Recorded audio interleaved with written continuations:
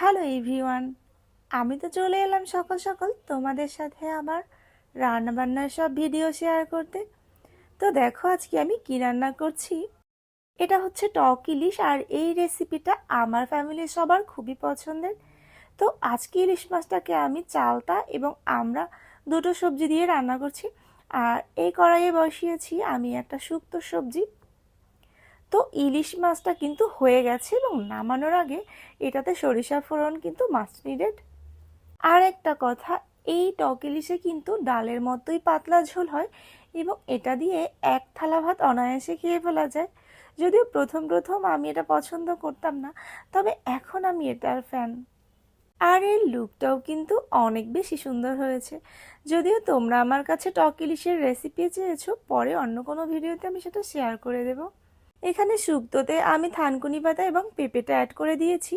এই সবজিটা সিদ্ধ হতে একটু কম সময় লাগে, এজন্য এটা লাস্টে অ্যাড করে দিয়েছি। আর অন্য কড়াইয়ে কিন্তু আমি শুক্তোর জন্য ফোড়নটা রেডি করছি। এতে দিয়ে দিয়েছি 5 ফোড়ন, মেথি, নারকেল বাটা, আদা বাটা এবং জিরা বাটা। এগুলো দিয়ে শুক্তো রান্না করলে কিন্তু খেতে অনেক বেশি টেস্ট এবং ফ্লেভারফুল হয়। বিশেষ করে মেথিটা তো শুক্তোতে অনেক ভালো ফ্লেভার দেয়। আর এই হচ্ছে আমার শুক্তোর ফাইনাল লুক। আর এটা খেতেও এত বেশি টেস্ট হয়েছে। যদিও শুক্তোটা একটু ঝোল ঝোল খেলে ভালো, তবে আমার বাসার কেউ এরকমভাবে ঝোল খায় না, এজন্য ওটা একটু মাখো মাখো করে রান্না করা হয়েছে। আর এই যে আমার টক ইলিশ আর তার ডালের মতো পাতলা ঝোল, এই ঝোলটা দিয়ে সত্যি কথা এক থালা ভাত অনায়াসেই খেয়ে ফেলা যায়। যদিও আমি ভাত কম খাই, এজন্য আমার প্লেটে ভাত একটু কমই নিয়েছি। আর এখানে তো রয়েছে ইলিশ মাছের লেজ ভর্তা। এটার রেসিপি আমি তোমাদের সাথে অলরেডি শেয়ার করেছি। আর এই ভর্তাটা খেতে অনেক বেশি টেস্টি।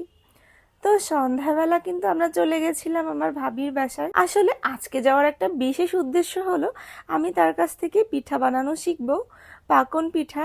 আর ওই পিঠাটা আমার খেতে অনেক ভালো লাগে তার হাতের, কিন্তু দুঃখের ব্যাপার আমি পিঠাটা বানাতে পারি না। তো আমার সাথে কিন্তু আমার বোন চন্দ্রিকা, স্মিতা এবং মেধা ওরাও ছিল। আমরা সবাই মিলেই গিয়েছিলাম আর কি। আর এখানে ভাবি পিঠার জন্য ময়দার একটা ডো করছিল, আর এটা 10 মিনিটের জন্য ভাপে দিয়ে রেখেছিল। এরপর আমরা একটা টি ব্রেক নিয়েছিলাম আর এখানে সবাই বসে আড্ডা দিচ্ছিলাম। এরপর বানানো হবে আমাদের সেই কাঙ্ক্ষিত পিঠা।